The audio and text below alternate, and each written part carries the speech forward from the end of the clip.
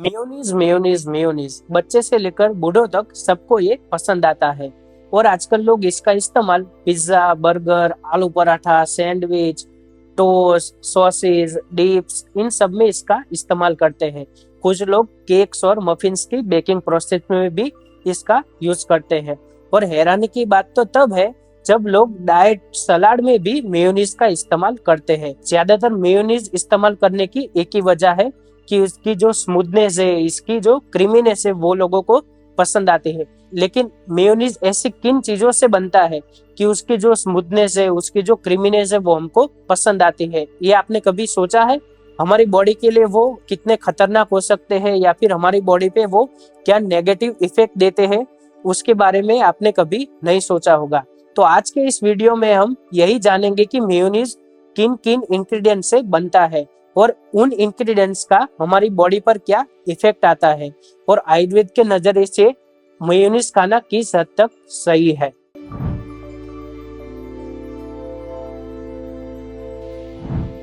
सबसे पहले जानते हैं कि मेयोनीज बनाने में कौन कौन से इंग्रेडिएंट का यूज होता है। तो उसकी लिस्ट कुछ इस तरह है: water, refined oil, sugar, salt, acidity regulator, फिर इमल्सिफायर, स्टेबिलाईजर और प्रिजर्वेटिव्स, एंटीऑक्सीडेंट, फ्लेवरिंग एजेंट, ये सब मेयोनीज बनाने के लिए इस्तेमाल होती है। सबसे पहले सिक्वेस्टर्न के बारे में जानते हैं। सिक्वेस्टर्न के रूप में INS-385 का इस्तेमाल होता है।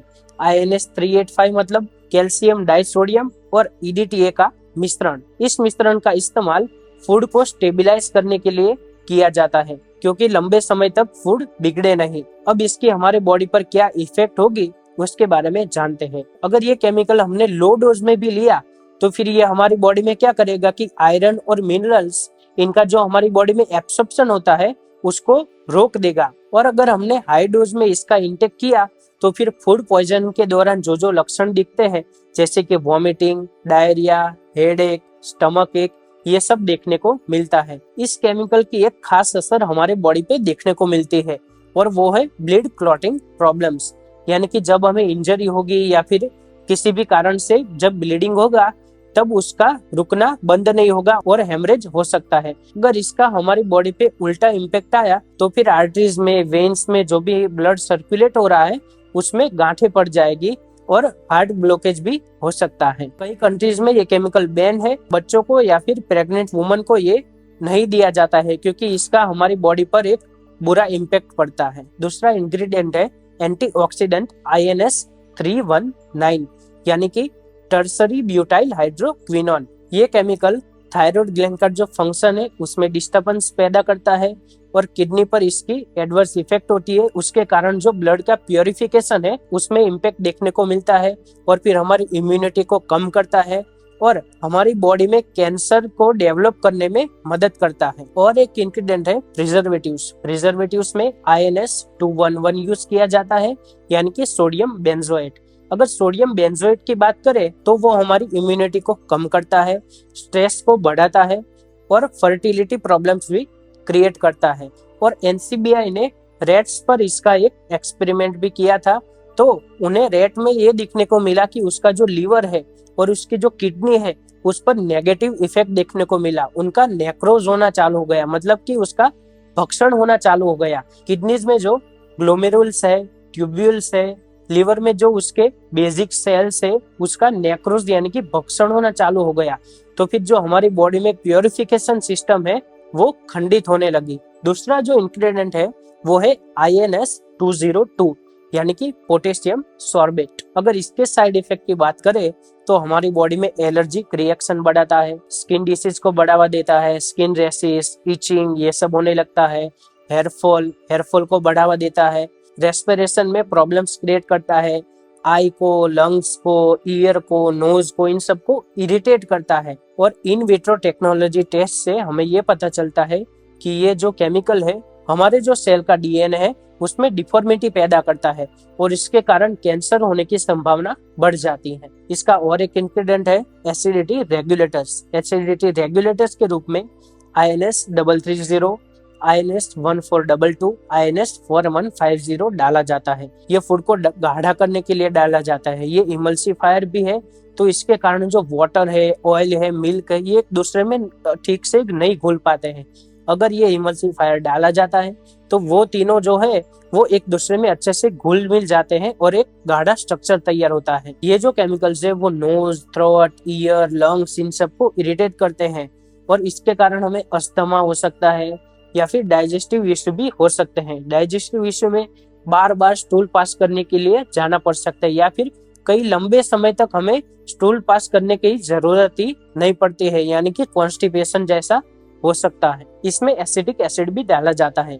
ज्यादातर एसिटिक एसिड को ज्यादा हार्मफुल नहीं माना जाता है, लेकिन इसके भी साइड इफेक्ट तो हो ही सकते हैं।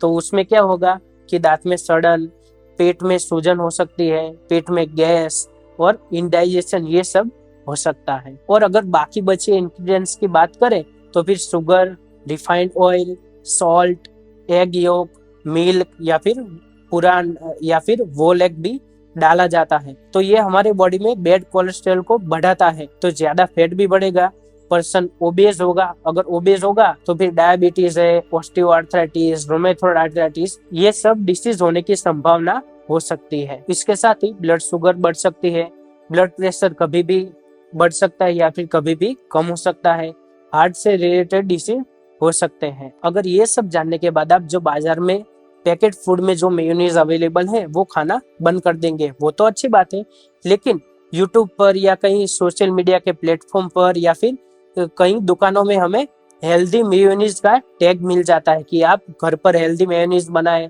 वो आप खा सकते हैं। या फिर कोई फास्ट फूड वाले कहते हैं कि हमारे यहाँ हेल्दी मेयोनीज बनाया जाता है जिसमें कोई केमिकल्स भी नहीं डाला जाता है। और यूट्यूब पर भी कई ऐसी रेसिपीज अवेलेबल है जिसमें ऐसा कोई भी केमिकल नहीं डाला जाता है, सिर्फ दूध, तेल और अंडे से या फिर कोई भी नेचुरल फ्लेवरिंग एजेंट से बनाया जाता है। लेकिन क्या ये खाना सही है? महर्षि चरक ने चरक संहिता में कुछ ऐसे इंग्रेडिएंट्स के बारे में बताया है जिसको दूध के साथ नहीं खाना चाहिए, और उसमें दूध और तेल का उल्लेख है कि दूध और तेल हमें एक साथ एक बार में कभी भी खाना नहीं चाहिए।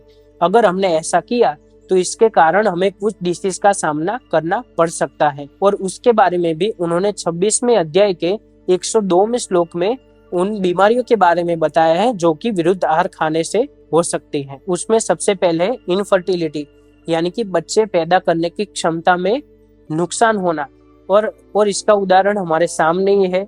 कई हमारे आसपास IVF सेंटर हमें देखने को मिलते हैं जो कि इसी का कारण है। दूसरी बीमारी है संतान दोष, यानी कि नेचुरली एबॉर्शन हो जाना या फिर चाइल्ड का गर्भ में ही डेथ हो जाना। जैसे कि हमने देखा मॉडर्न व्यू और आयुर्वेदिक व्यू दोनों तरीके से मेयोनीज हमारी बॉडी के लिए हार्मफुल साबित हो सकता है।